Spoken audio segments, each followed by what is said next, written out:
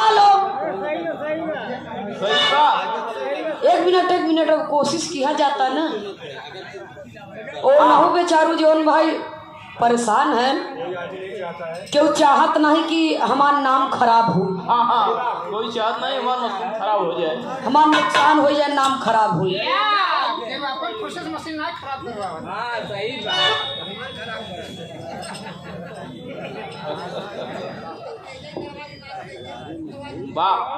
Hello hello जगह hello एकदम सब इधर वाला सब सिस्टम बढ़िया बा। यही कि थोड़ा सा वही साउंड में आवाज दे जो सी करा था, ये तो नहीं कम कह दे बस हल्का सा एकदम बढ़िया मस्त बजत है, बस ऐसे बोले दे। हेलो हेलो जगह हेलो हेलो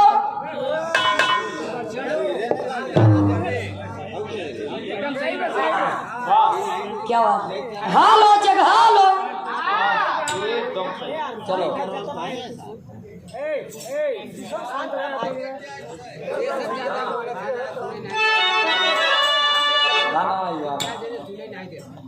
ठीक है। हाँ समय hello hello hello hello hello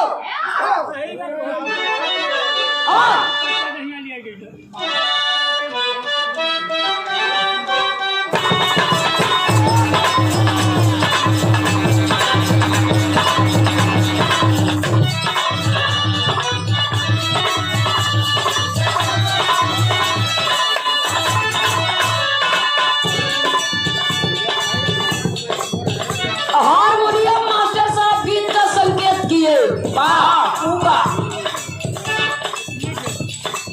दूठे बचपन का सखी है, दोनों संगे पढ़ लिख के सयान भई, एक खिनी के बियाह हो गए। तो जौने के बियाहवा भव जब उ लौट के आवत ससुरे से नहीं हरे, तो जौने के सदिया नाई भव वो करे मांग के सिंदूर देख के सवाल करता। देखो गाना रसील बा लेकिन अश्लील नहीं बा, एक शब्द आपके अश्लील न मिले हमें। तो वो सवाल करता, सवाल करके कहत का बा मास्टर साहब, अरे के हो लावे साड़ी साया, के हो लावे लहंगा,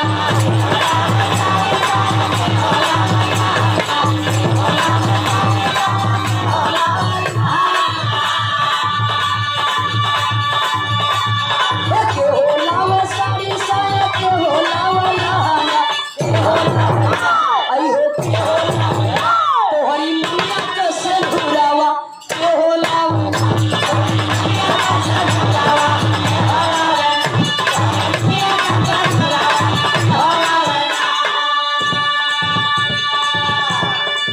मास्टर मास्टर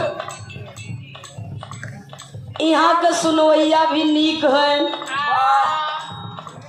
बिरहा गवैया भी नीक हुअन, चाहे इधर पार्टी के हो चाहे उधर पार्टी के। गवैया बजवैया सुनवैया सब लोग ठीक हैं, तो हम बहुत नीक हुआ।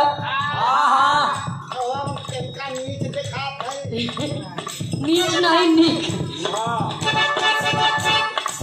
तो बहुत नीक हुआ। तनी से मामला के समझा, हल्का सा एक पत्ती बढ़ा के ये वाला दे दो, हो सके तो काजल तनी और आगे बढ़ जाए। दुल्हिया कहता बाबूजी उस सखी एक सखी से सवाल करता, के हो लावे साड़ी साया, के हो लावे लहंगा,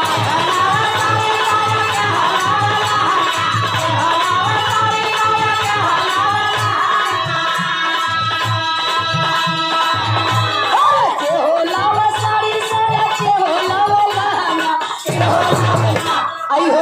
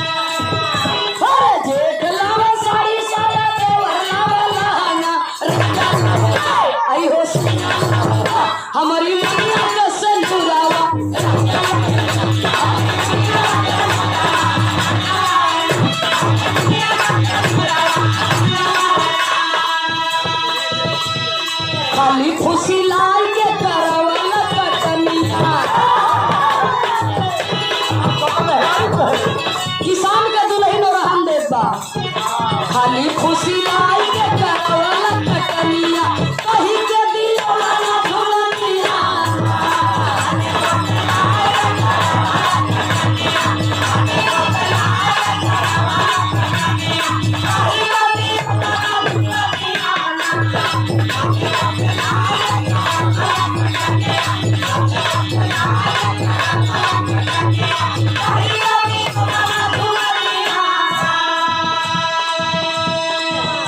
तेरा आवाज तेरी सा बढ़ा दे।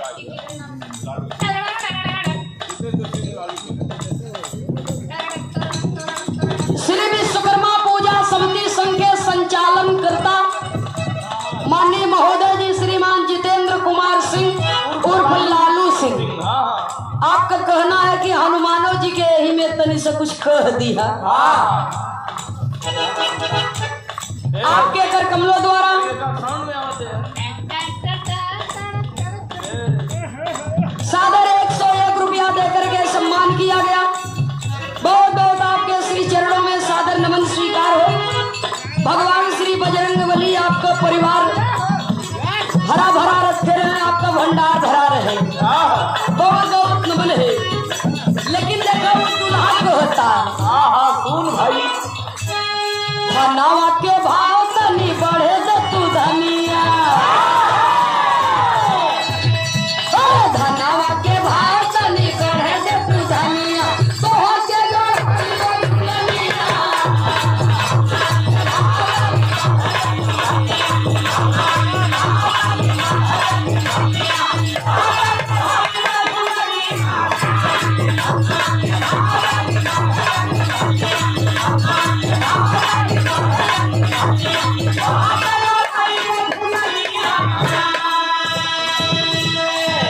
दुल्हन चेतावनी दे यो कहता बहुत कई बात प्यार के न रस पईबा ई नौकी है हम पूरन क्यों बताऊं तौल ली है नौकी पूरन की में कितनी बड़ी बाबूजी फर्क बा बहुत कई बात प्यार के न रस पईबा रात से दिया पे सनिया पर बस गई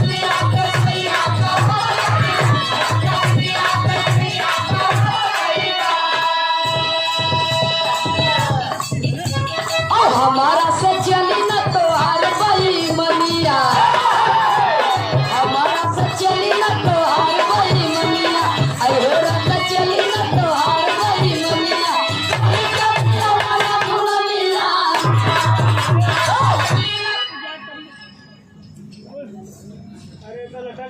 ये आज का गाना आया है इनकर पावर ब्रेक है सूरदास जी की अरे सिटिया न हो। काली वाला नहीं बीता वाला समय की बतावे चलते दोनों में पर्ता मिलाइली है बाबूजी आज के अभी है ले ला आके हसीना ले ला पुदीना अन्ना डाइजेशन सही हो तो ले ला हाजमोला। तनी जाई न बाजारे ले ले आई एगो कोको कोला ये कुल गाना चलत बा भैया लेकिन पहले के जमाना में भी गाना रहा कबो कबो स्वर्गीय बुल्लू उस्ताद जी गावे कैसे गाओ भैया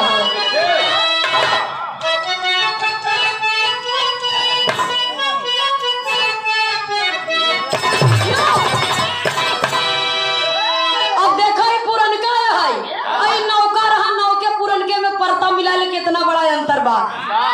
स्वर्गीय बुल्लू उस्ताद गावे कोनो पिक्चर का ही गाना है अरे लाले लाले होठावा लाले लाले होठावा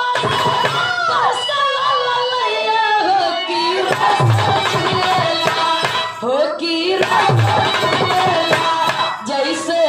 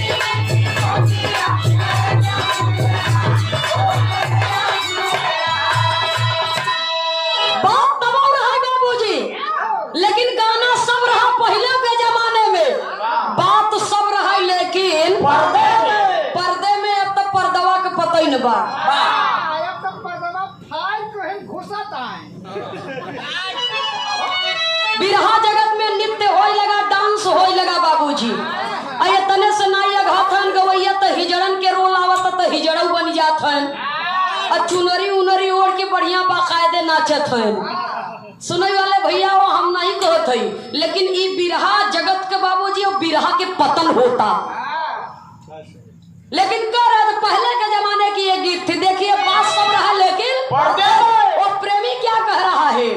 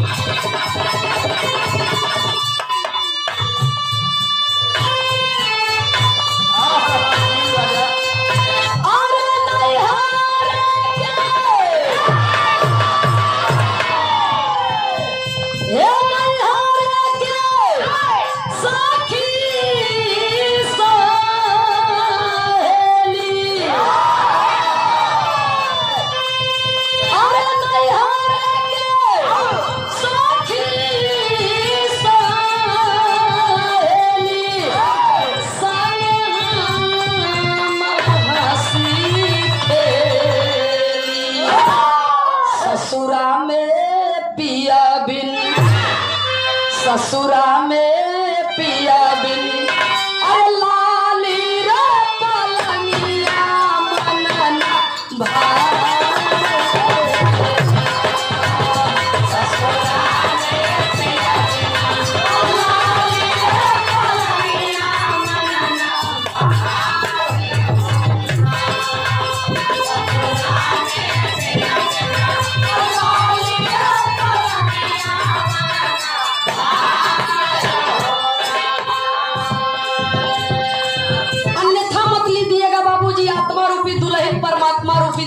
बात है निर्गुणी भाव है। सेवा में श्रीमान इंद्रजीत यादव लाइनमैन साहब आपके कर कमलों द्वारा कलाकारों के अभिभावक हैं। सादर 51 रुपया देकर के सम्मान किए। बहुत बहुत सादर चरण स्पर्श। जय श्री कृष्णा। का कहत बाबू दुल्ही आत्मा रूपी दुल्ही बैठल बानी सज के संवर के सरोसिया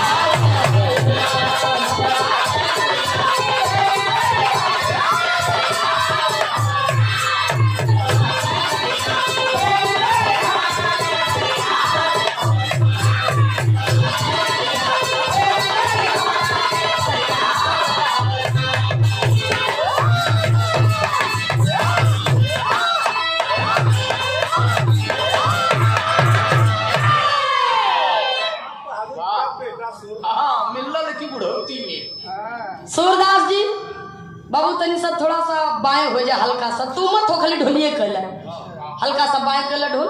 मैं जहाँ पर वहीं रह दे। हाँ मैं जहाँ बा वही रहा था, तनी दूरे से बोली, हल्का बोली लेकिन साफ बोली। हारमोनियम मदरसा मन के तनी समय किया ऊपर कला हल्का से।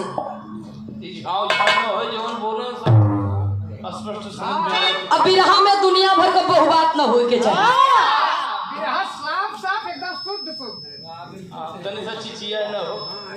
देख लो भैया सीटी कहाँ से दे भाई कि हल्का से कम के दर बहुत सुंदर बोला था। सुना वाले बाबूजी बड़ी सुंदर गीत आप लोगों ने सुना। जनपद प्रयागराज की धरती से स्वर्गीय लहरी उस्ताद जी कहे, कोई मरता है जागीर धन के लिए तो कोई मरता है अपने वतन के लिए। कोई मरता है जागीर धन के लिए तो कोई मरता है अपने वतन के लिए। और कोई मरता है बेश्या मिलन के लिए तो कोई मरता है 2 गजे।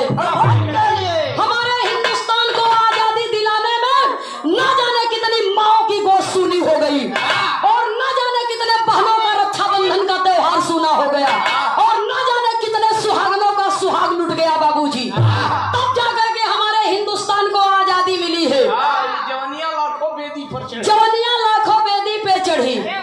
देश हित कुर्बान भइले चंद्रशेखर आजाद, सुभाष चंद्र बोस, भगत सिंह, झांसी वाली रनिया जवानियां लाखों बेदी पर चढ़ी। हमारे देश को आजाद कराने में जितनी अहम भूमिका हमारे देश के वीर पुरुषों की है, उतनी ही अहम भूमिका हमारे देश की वीरांगनाओं की भी है। बहुत सुंदर बिरहा पहलवानी का आप लोगों ने सुना। बात तो देशभक्ति के होए के चाहिए भैया। अंगद पहलवान अपने देशवा का लजिया बचावे में अपने आप को कुर्बान कर दिए। शेर से लड़ाई लड़े थे। यह काशी बनारस के धरती पर सिर करहिया में एक हिरान गांव बा, वही कर रहे वाला बचऊ वहीर। उनके विषय में बिरहा लिखा रहा, बचऊ वहीर जात का सिर करहिया वाला ग्वाला का पट्टा शेर से लड़ा। सुने वाले बाबू, एक ठीक ज्ञानी यादव नाम का लड़की रही, वो भालू से लड़ी थी। और हमारे झूसी प्रयागराज की धरती से दीना लोहार रहे, दीना विश्वकर्मा, वो स्वयं शेर से लड़े थे बाबूजी। उनका लड़की सोना रही, वो भी शेर से लड़ाई लड़ी थी और ना जाने कितने अंग्रेजों को मार करके ढेर कर दिया था उस वीरांगना ने। तब का हो केकर देना है जोन बजावत है और केकर देना जोन पहिरे है। बबलू के देख के कहत है, बबलू के हैं जानत है, हमार टेरिहार हैं, हमार कोरस वादक हैं और ये जात के विश्वकर्मा है।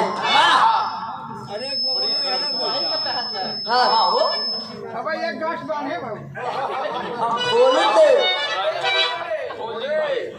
एक वीर रस बिरहा की प्रस्तुति है। देखो भैया, हम हैं शुद्ध इलाहाबादी गवैया। एकदम खाटी। हमसे ककहरा बंदी सुन लेवा, चिमटा पकड़ के जीभ गाय देवे बाबूजी। जीभ से चिमटा से पकड़ के बिरहा गाय देव, होठ के बीचों बीच सुई फंसा के बिरहा गाय देव। हलक बंद छंद कुल गाय देव, लेकिन वीर रसवा तनी कम में धार, लेकिन फिर भी प्रयास करब बढ़िया गावे की। ये इंसान जब से धरती पर पैदा होता है और जब तक मर नहीं जाता तब तक सीखत रहा था बाबूजी। तो सीखने का कोई और छोर नहीं है।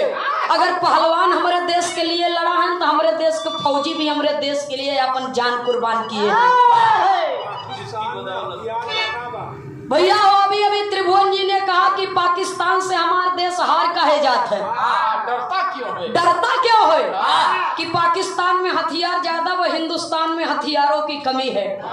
गौर करेंगे बाबूजी, सुरक्षा का मामला है, ये अंतरिक्ष सुरक्षा का मामला है। हमारे देश में हथियारों की कमी नहीं है, न वीरों न वैज्ञानिकों की कमी है। हमारे देश में देश एक हथियार हमारे देश में हथियारों की कमी नहीं है, वैज्ञानिकों की कमी है, उनके सोच की कमी है बाबूजी। अंतरिक्ष सुरक्षा का मामला है, वरना हमारा देश स्वाभिमान देश है, सर्वसम्मानित देश है बाबूजी। कौन करेंगे? एक बिरहा की प्रस्तुति आपके बीच में होगी, चाहे पहलवान का दुल्हन हो चाहे फौजी का दुल्हन हो। अगर एक वीर पुरुष लड़ते लड़ते बहादुरी की मौत मर गया सीमा सरहद पर, उसकी दुल्हन बाबूजी अपने देश के लिए, अपने देशवासियों से कहती है कि मेरे पति ने इस माटी के लिए कुर्बानी की है और उसका शहीदी में नाम लिखा जाता है। लेकिन फौजी की दुल्हन के लिए क्या कहा जाता है जानते हैं? कतरा कतरा है आंखों में भी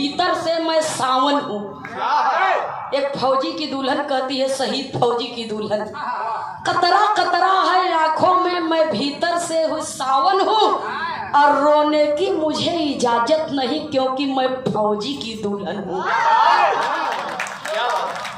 भीतर से मैं सावन हूँ लेकिन मुझे रोने की इजाजत नहीं है क्योंकि मैं एक फौजी की दुल्हन हूँ, एक बहादुर की पत्नी हूँ। गौर करेंगे बाबूजी, एक बिरहा की प्रस्तुति आपके बीच में है, ऐतिहासिक बिरहा है, अप्रमाणिक बिरहा में कोनो कपोल कथा न मिले। हम बिरहा गाऊं और आखिरी में बता दे, आप लोग सर्च करके देख लीजिए। आओ मास्टर साहब, बिरहा की शुरुआत है, तनी पीले रस भाव रहा है।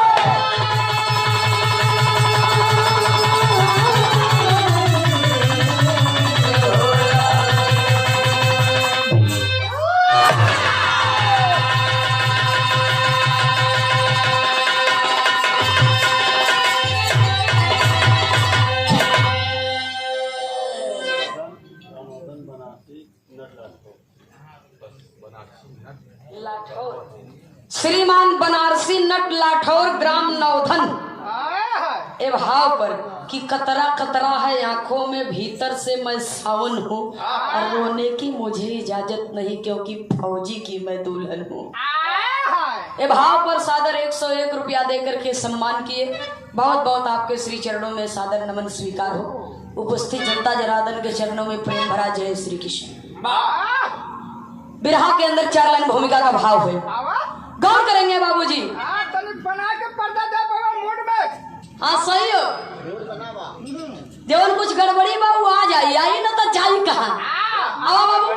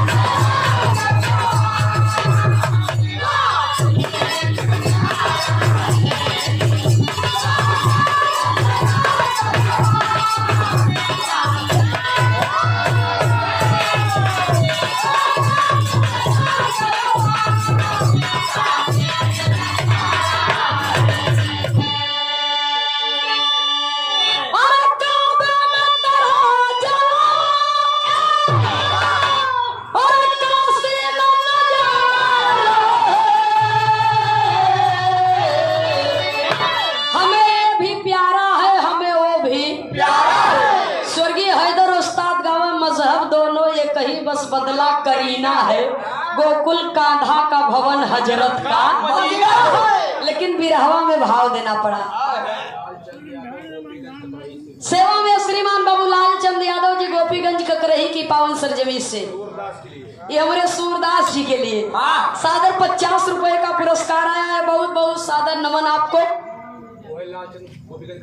श्रीमान लालचंद यादव गोपीगंज ककरही की पावन धरती से 50 रुपया सूरदास जी के लिए, 50 रुपया हमरे बदे। एक गजल के भाव पर गावे बदे, इनके बजावे बदे। यार सूर्य को नहीं फायदा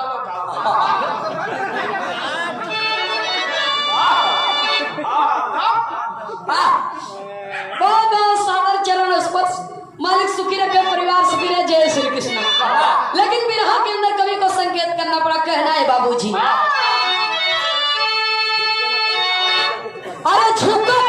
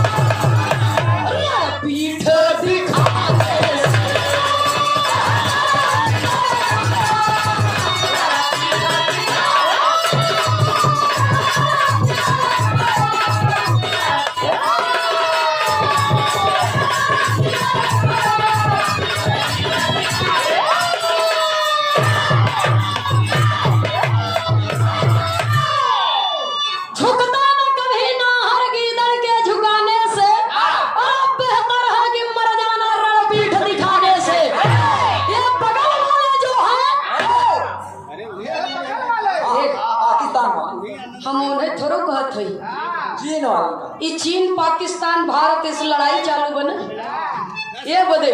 ये जो बगल वाले हैं मतलब हिंदुस्तान के बगल वाला देश, चाहे वो चीन समझे चाहे वो पाकिस्तान, ये बड़े कमीने बड़े गद्दार हैं।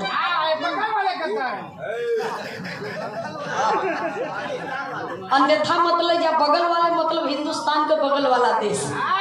भैया कवि संकेत करते हैं। हमारे मंच पर बैठे हमारे कवि जी श्री खेमराज यादव मोछ वाले, जिनकी देन है कि ये बिरहा समाज हमें मिली है। बाबूजी पूरे सकल समाज को हम नमन करते हैं। पूज्य कवि जी गुरु जी के चरणों में हम सादर प्रणाम करते हैं। लेकिन बिरहा के अंदर कवि को संकेत करना पड़ा। बिरहा में बिरहा जगत के दूठे जाबाज धुरंधर कलाकार, सिंगार रस का गवैया स्वर्गीय बाबू बुल्लू ग्वाल जी, वीर रस का गवैया स्वर्गीय श्री रामदेव यादव जी। तब बाबू बुल्लू जी और बाबू रामदेव जी के जब बिरहा हो अपने में सार सड़ुआइन कुल बन जाए। बाबू बुल्लू जी रामदेव के कहा है सारे का मुंहवा कैसे फूला भरे।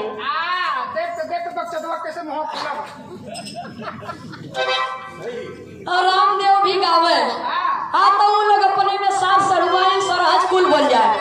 वो जमाने में तो हम ना ही रहे, लेकिन वो रील वाली कैसेट पहले आवे जो टेप में लगा के सुना जाए वही में सुने है। लह जाई तो शेर है, ना लही तो सवा शेर है।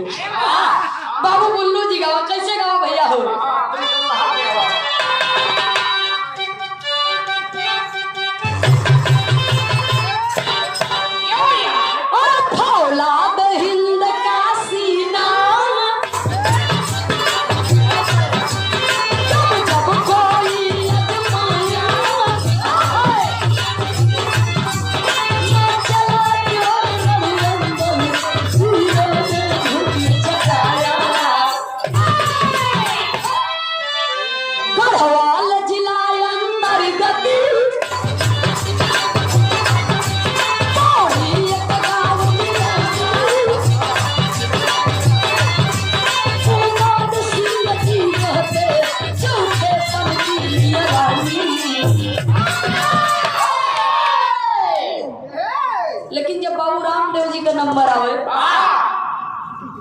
आज के लगभग 17-18 वर्ष पहले 2005-06 में जब आपके और आगे तले सब बढ़ जाए, उधर बनारस बढ़ जाए, चंदौली बढ़ जाए और उधर के गवैया जब हमारे इलाहाबाद में जाए, हरहटिया सैदाबाद क्षेत्र में बिरहा गावे बदे, तो हम बिरहा जब सीखत रहे तो मोछ वाले कवि जी कहा चल नंदनिया तो के बिरहा सुनाए दिए। बोतल में दूध भरे और लिया के चल दे। उतना कमी की है जो तो पियाए नहीं तब तब न हम दहाड़त हई एमन को चोरी बा भैया हो। तो देखो जब जाई बिरहा सुने बदे,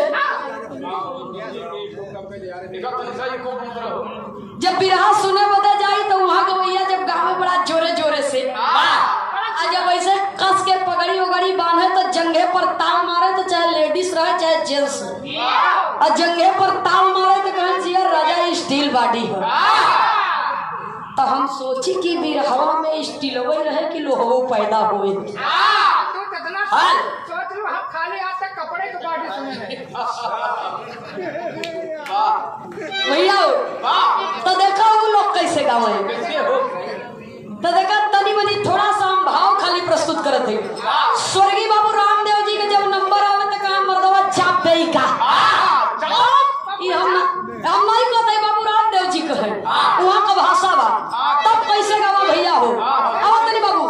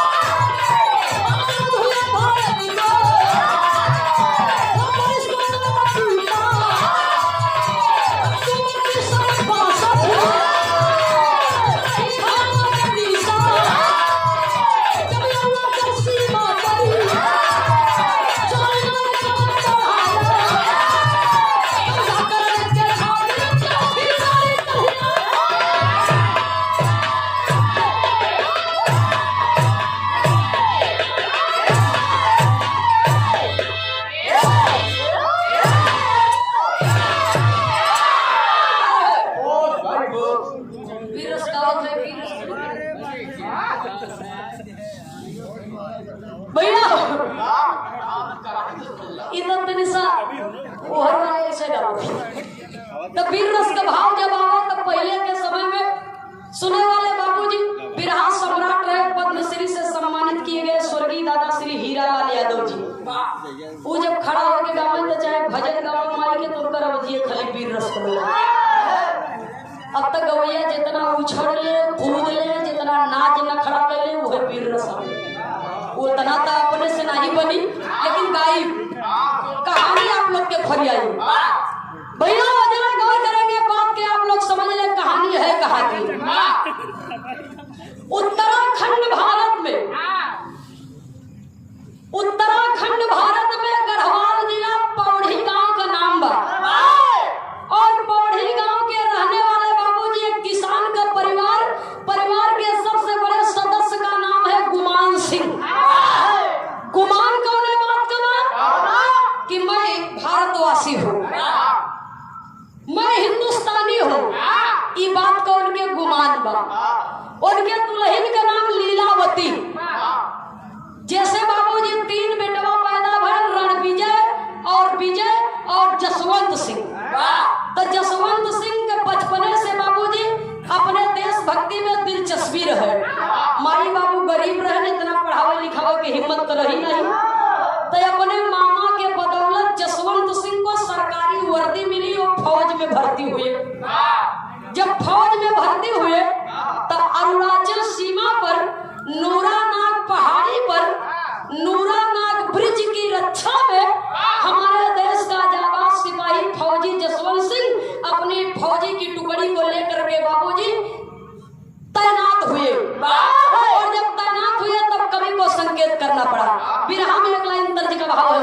कहना है।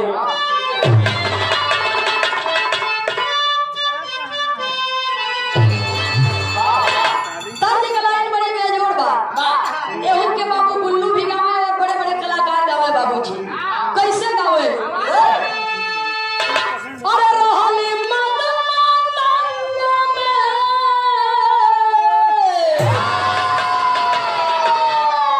ए रोहली मत मातंग में, अरे विभोर छोटी नदी, अरतिया की झूलनिया लई गे चोर छोटी।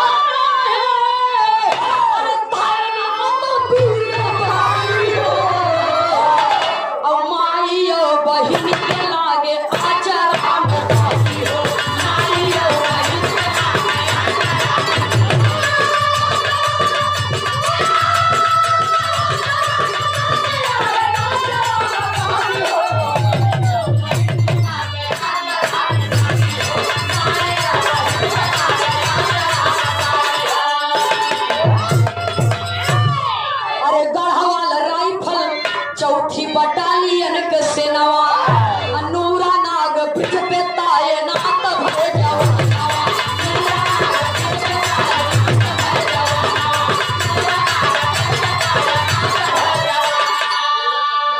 अरे बियावा ना डायो खिया से और फूस, अरे माईयो बहिन के लागे अचरा में दागी हो।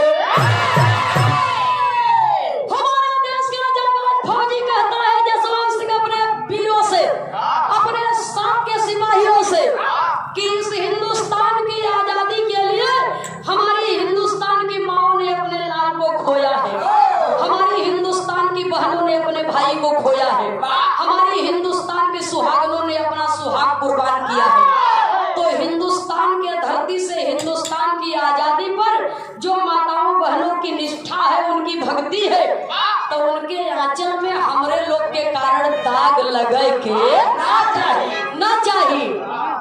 सुने वाले बाबूजी, ड्यूटी करते जसवंत को समय बीत रहा है और वहाँ की दो स्थानीय लड़कियां बाबूजी नूरा और शैला, दोनों बहन बाबूजी गजब को खूबसूरती, दोनों आवे जहाँ बाबूजी गश्त लगावत जसवंत भी राह में कहीं भेंट घाट हो जाए, मुलाकात हो जाए, ऐसे ही मुलाकात करत करत जब बराबर मुलाकात होए लगी तो नूरा और शैला दोनों बहनों में से नूरा से फौजी जसवंत को मोहब्बत हो गई।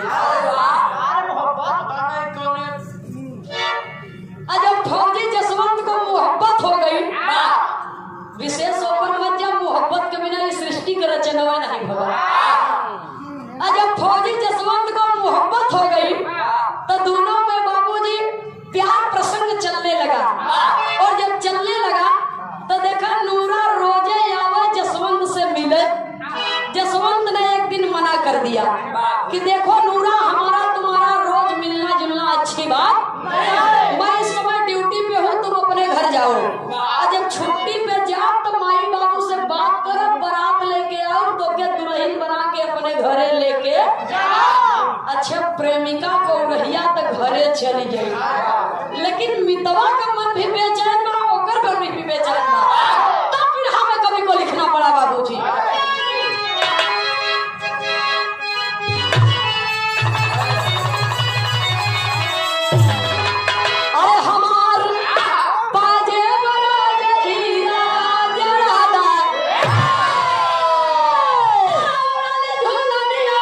Yeah.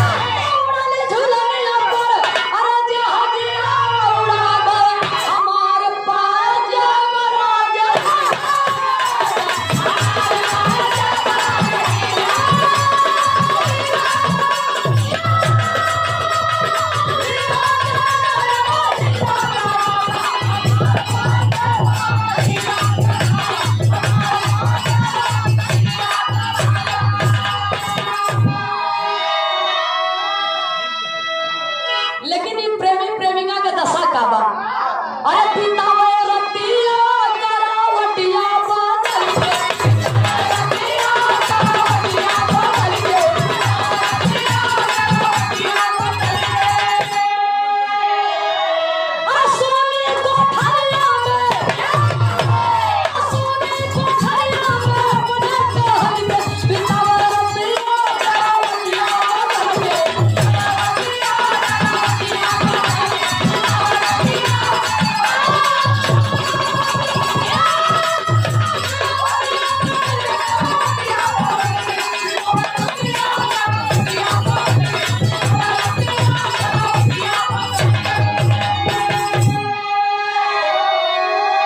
अरे उल्फत के रोगवा लगल दूनो ओरी, मौका लख दूनो मिले चोरी चोरी।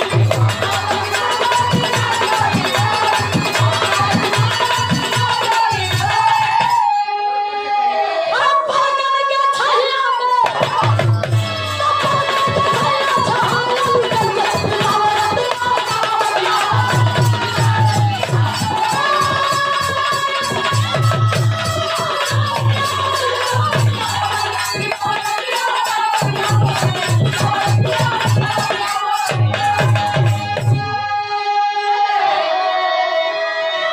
सुना बाबूजी, कभी का संकेत करना पड़ा। कहे बितावे रतिया करवटिया बदल के, इश्क का जाम पीना बुरा न, जाम जबरी पिलाना बुरा है। इश्क करना किसी से बुरा न, इश्क में डूब जाना बुरा है। सुने वाले बाबूजी, न इनकर ड्यूटी पे मन लागत न ऊपर घरे में मन लागत। यही बार लिखे के पड़ा कवि की लेखनी को धन्यवाद देते हैं बाबूजी। उल्फत करो गवा लागत दोनों ओरी, अगिया अपना दोनों बड़ी धड़कता है। उल्फत करो गवा लागत दोनों ओरी, मौका लख दोनों मिले चोरी चोरी। वो कोई वैसे करता पलकन के छैया छान अली कल तुमसे कोई ऑर्डर पूछा था। ऐसा कलहाना जैसे ताऊ साफ कलहाना। भैया क्या बात है, सुंदर बड़ा पहुंची आदमी हो, बड़ा नीक कलाकार भी हो ना आप लोग देखते हुए। मौजिद है लेकिन मन तो भौजी नहीं मिली। बोलता लड़का बरात भरे हैं, मेहनत करो सवेरे भौजिन के तो दे ले जाके, और मन के ना मिली। सुने वाले बाबूजी, कभी को संकेत करना पड़ा। दोनों चोरी चोरी मिल रहे हैं, धीरे धीरे समय बीतता है। और जब समय बीतता है बाबूजी, एक दिन अचानक सीमा पर फायरिंग शुरू हो जाती है। और जब सीमा पर फायरिंग शुरू हो जाती है बाबूजी, तो हमारे देश का जवान कहता है, विराम में एक लाइन बड़ी बेजोड़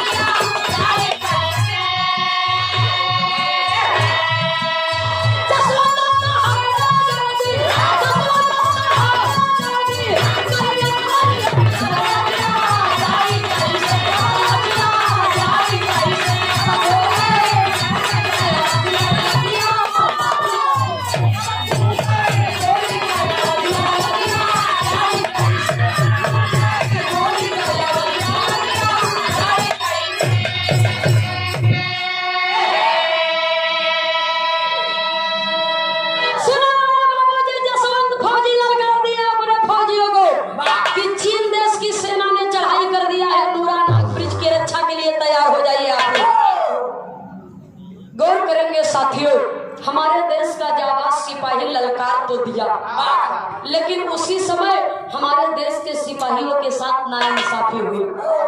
भारत सरकार के द्वारा बाबूजी आदेश मिला, रक्षा मंत्रालय द्वारा आदेश मिला और सभी जवानों को सीमा पर से बाबूजी बुला लिया गया। सीमा पर से बुला लिया गया वापस। तो देखो सब जवान तो लौट आए, लेकिन 3 जाबाज सिपाही थे जो भारत सरकार का फैसला मानने से इनकार कर दिए थे उस समय। राइफलमैन जसवंत सिंह रावत, राइफलमैन गोपाल सिंह गोसाई और लांस नायक त्रिलोक सिंह नेगी, नायक से छोटा पद होता है लांस नायक, त्रिलोक सिंह नेगी, ये तीनों बहादुरों ने बाबूजी इनकार कर दिया लौटने से और अपने अपने हथियार को अपने कर में संभाल लिए, हाथ में संभाल लिए और निशाना साफ करके बाबूजी गोलीबारी शुरू हो गई इधर से भी। और जब इधर से भी शुरू हो गई तब कवि को संकेत करना पड़ा, कवि को विरह से नहीं में तेरी के भाव में लिखना पड़ा।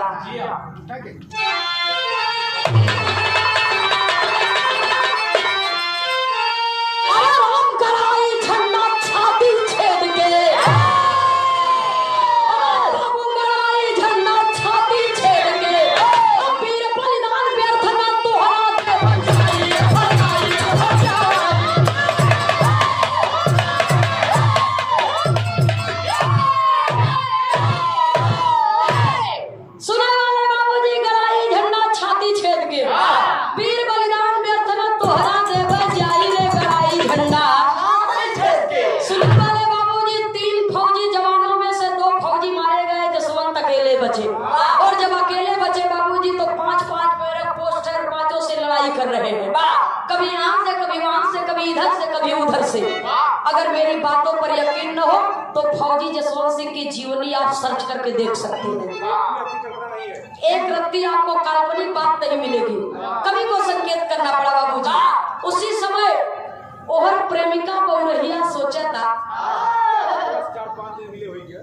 आज कई दिन होएंगे मितवा से मुलाकात भय, तब मनवा नहीं लगत तब चली तरसत मिल के, अगर वो ना मिले तो दूर से देख के लौट आओ, लेकिन जाप जरूर। तो ये टिफिन में बाबूजी खाना बना के लेके जाता मिले बदे जहाँ ही लोग अक्सर मिला करते थे। और सुने वाले बाबूजी जब वहाँ मितवा के नहीं पास हेरस बदे जब आगे बढ़ता तो गोली की आवाज सुनाई दे रही है। जसवंत दूर से देखता है, दूर से देखता है और दहाड़ करके कहता है कि नूरा चली जाओ, लौट जाओ। यहाँ कब कौन किसके गोली का निशाना बन गया, तुम लौट जाओ वापस मत आओ। जब नूरा इतनी बतिया सुनत बाबूजी तो टिफिन उफिन फेंक के बाबूजी गरज पड़ती है, गरज पड़ती है और कहती क्या है, फिर हम एक लाइन बड़ा बेजोड़ तरह है मास्टर साहब।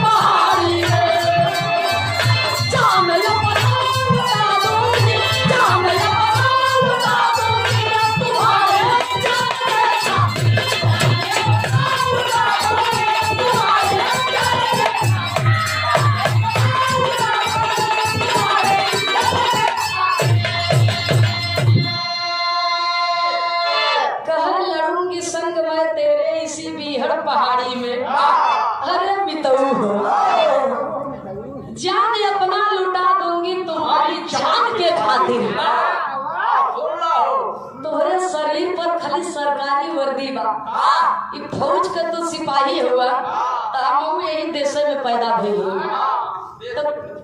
तो से हम प्यार किए के बाद अब केहू हमसे बियाह करब हमारे जीवन में असंभव। तोहरे अलावा हमारे जीवन में हमारे जीवन साथी कोई और नहीं बन सकता। इसलिए अगर तू मर जावा तो कुंवारी विधवा बन के जिए से अच्छा था कि देश के लिए मर मिट जाए अपन जान लुटाए दे तोहरे जान से पहले। लेकिन ये दुख हमसे बर्दाश्त ना हुई। सुने वाले बाबूजी बिरहा के अंदर पपट के लाइन में कभी को संकेत करना पड़ा। नूरा इतनी बतिया कर के बाबूजी हमारे खेतों में फाट पड़ती है और कत्ती क्या है।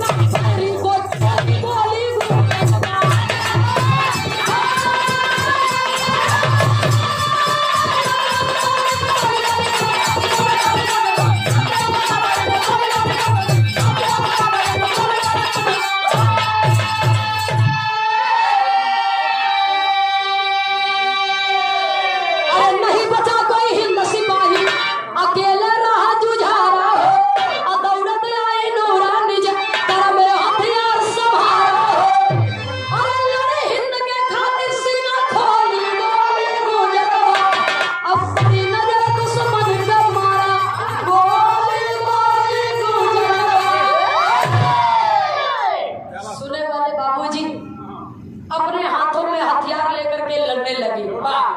दौड़ करके बाबूजी अपने मितावा के जान के खातिर लड़े बदे जात पर प्रेमिका पौरहिया, लेकिन हाय हाय रे समय निर्दयी है।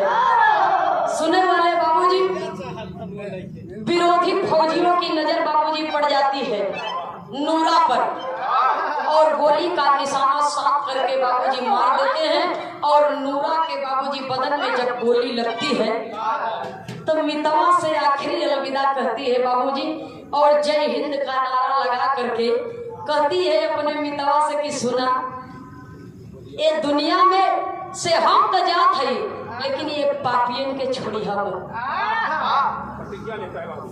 बहादुर प्रतिज्ञा लेता है कि ये घड़ी तेरे को मुआई देव हम कोनो भी कीमत पर। कभी को संकेत करना पड़ा आला की लाइन में कहना है बाबूजी।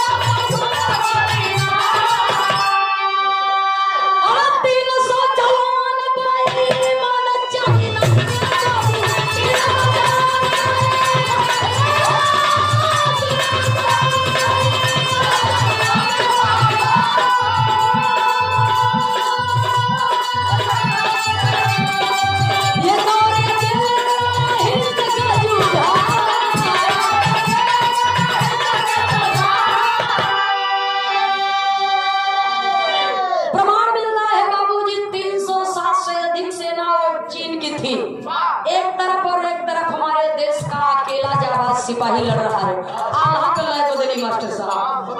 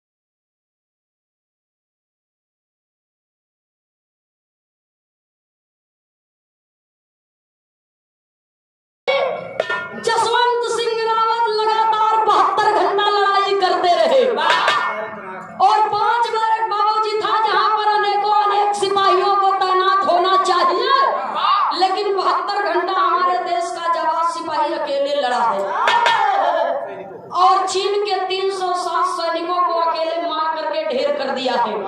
और मेरी बातों पर यकीन न हो तो आप मोबाइल में यूट्यूब खोलिए, सर्च करके जसवंत सिंह की जीवनी आप देख सकते हैं। 72 घंटा अकेले लड़ाई लड़ा है हमारे देश का जाबाज सिपाही। और जब आखिरी में एक गोली बचता तो देशवा अगर वीरन से नहीं खाली बा तो देशवा गद्दारों से खाली। हिंदुस्तान का एक थे लामा नाम का हिंदुस्तानी जाकर के बाबूजी भेदवे बताए, दुश्मन से भेदवे बताए दिए कि आप लोग सोच रहे हैं कि वहाँ पर कई हजारों हजार की संख्या में सैनिक है। ऐसा नहीं है, आप लोगों की गलतफहमी है, मात्र एक ही है, एक ही है जसवंत फौजी जो 72 घंटों से लगातार आप लोगों से लड़ रहा है। एक ही है, धिक्कार है तुम लोगों की जवानी पर। एक फौजी अकेला लड़ रहा है, एक हिंदुस्तानी फौजी 72 घंटों से लड़ रहा है। न उसे भूख की चिंता है, न प्यास की चिंता है, केवल अपने देश की मर्यादा मान का चिंता है। जरा आप लोग गौर करेंगे बाबूजी, अकेला आदमी 72 घंटा लड़ाई लड़ रहा है अपने देश के आन की खातिर। हमारे देश का फौजी इसी तरीके से अपनी जान की बाजी लगा करके सीमा पर जागते हैं तो हम और आप चैन की सांस लेते हैं। कभी को संकेत करना पड़ा बाबूजी, जब लामा जाकर के बता दिया तो चीनी सेना बाबूजी जैसे चक्रव्यूह की रचना हो गई थी महाभारत में, वैसे ही बाबूजी घेरना चालू कर दिया। और जब घेरना चालू कर दिया तो जसवंत सिंह समझ गए एक ही गोली बची है। चंद्रशेखर आजाद का मूर्तियां उनकर बतिया, क्रांतिकारी का बहादुरी उनके दिमागों में घूम गए। क्रांतिकारी का बहादुरी फौजी के दिमाग में घूम गई बाबूजी। एक गोली बची थी, वो भी अपने से अपने ही सीने में बाबूजी वार कर लिए, अपने ही बदन पर मार लिए गोली और शहीद हो गए। जसवंत सिंह जब शहीद हो गए, वीरगति को प्राप्त हो गए, तो चीन देश की सेना उनको घेर करके जानते हैं क्या किया? मरे हुए फौजी जसवंत सिंह गर्दन काट के चीन में लेकर के गए। मरे हुए फौजी जसवंत सिंह का गर्दन काट करके चीन में ले गए और वहां के चीन देश के सेना के सिपाहियों के जब कमांडर साहब ने देखा तो उन्होंने कहा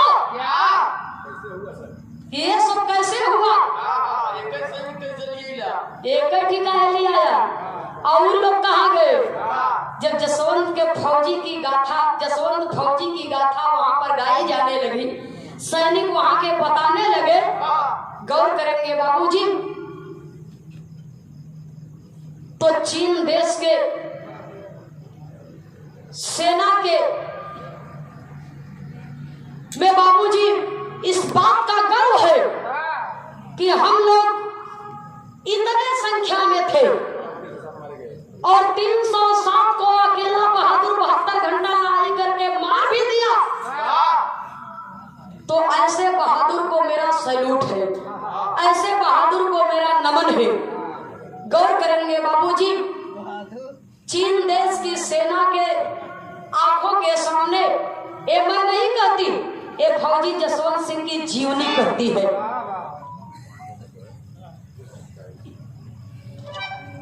कहा गया बाबूजी? लिखा गया फौजी जसवंत सिंह के विषय में कि अरे बहादुर, मैं जीत करके भी हार गया और तुम हार करके भी जीत गए, इसलिए तुम्हें मैं सैल्यूट करता हूँ। और जसवंत सिंह के चेहरे का हूबहू रूप दे करके कांसा की मूर्ति बनवाई गई और झंडे तिरंगे में बाबूजी ताबूत में मूर्ति रख करके और उनका सर रख करके बड़े सम्मान के साथ बाबूजी चीन सेना के हाथों द्वारा हिंदुस्तानी सैनिकों के हवाले कर दिया गया था। और हिंदुस्तानी सैनिकों के हवाले कर दिया गया था। आज भी ये प्रमाण मिलता है कि मरने के 40 साल बाद जीते जिंदगी आदमी के बाबूजी प्रमोशन होता है, लेकिन मरने के राइफलमैन जसवंत सिंह फौजी मेजर बनकर के रिटायर हुए और आज भी उनकी पगार दी जाती है, आज भी उनके जूते में पॉलिश लगाई जाती है, आज भी उनकी वर्दी धोई जाती है, प्रेस की जाती है। इतना ही नहीं, जिस जगह पर फौजी जसवंत शहीद हुए थे उस जगह पर जसवंत नगर बसाया गया है और आज तो पर्यटक स्थल बन गया है बाबूजी। जसवंत फौजी जसवंत के नाम से जसवंत नगर बसाया गया है और वहाँ का दृश्य इतना सुहाना है, इतना दिव्य है कि लोग कोने कोने से जाते हैं बाबूजी फौजी जसवंत सिंह के वीर गाथा को सुन करके वहाँ के दृश्य का दर्शन करने के लिए, देखने के लिए। आज भी फौजी मानते हैं कि जसवंत बाबा हमारी रक्षा करते हैं। ये हम नहीं कहते बाबूजी, ये मीडिया के लोग दिखा रहे थे और फौजी जसवंत सिंह की जीवनी बताती है, जो नेट से मिला उसको हम लोगों ने लिखा। और आज भी उनके मूर्ति के सामने चाय नाश्ता रखा जाता है, रात का खाना भी दिया जाता है। इतना ही नहीं, यह भी बताया गया छुट्टी खत्म, छुट्टी मिलने पर, ड्यूटी समाप्त होने पर समय समय पर बाबूजी उनकी फोटो को लेकर के फौजी जवान उनके घर भी जाया करते हैं और जब छुट्टी समाप्त होती है तो फिर आते हैं बाबूजी सीमा सरहद पर। तो आज भी फौजियों का मानना है कि जसवंत बाबा हमारी रक्षा करते हैं और वो हमारे देश के लिए लड़ते हैं, वो हमारे देश के लिए एक प्रेरणादायक स्रोत है और उनसे, उनके जीवन से हमें अपने देश के लिए लड़ने के लिए, अपने देश का गौरव बढ़ाने के लिए बाबूजी प्रेरणा मिलती है। ये हमारे देश के फौजियों का मानना है। आखिरी लाइन में स्वर्गीय दत्ता पंधारी के धुन में श्रीमान दान बहादुर यादव जी भिखीपुर की धरती से सादर 51 रुपया देकर के सम्मान किए। बहुत बहुत सादर नमन है। उपस्थित जनता जनार्दन के चरणों में प्रेम भरा जय श्री कृष्ण, जय हिंद। कवि को संकेत करना पड़ा।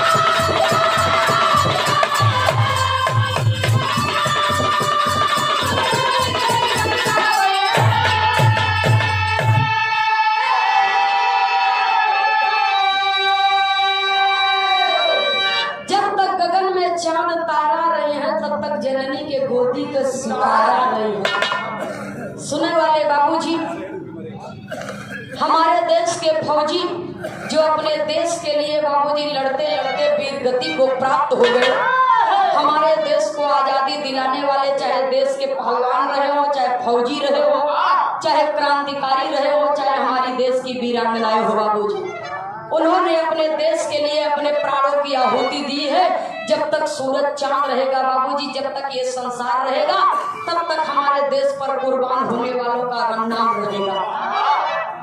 असली भक्ति अगर कोई कर रहा है बाबूजी तो हमारे देश के सच्चे देशभक्त है बाबूजी। आखिरी लाइन में गुरु घराने के परिचय के साथ में कवि को संकेत करना पड़ा।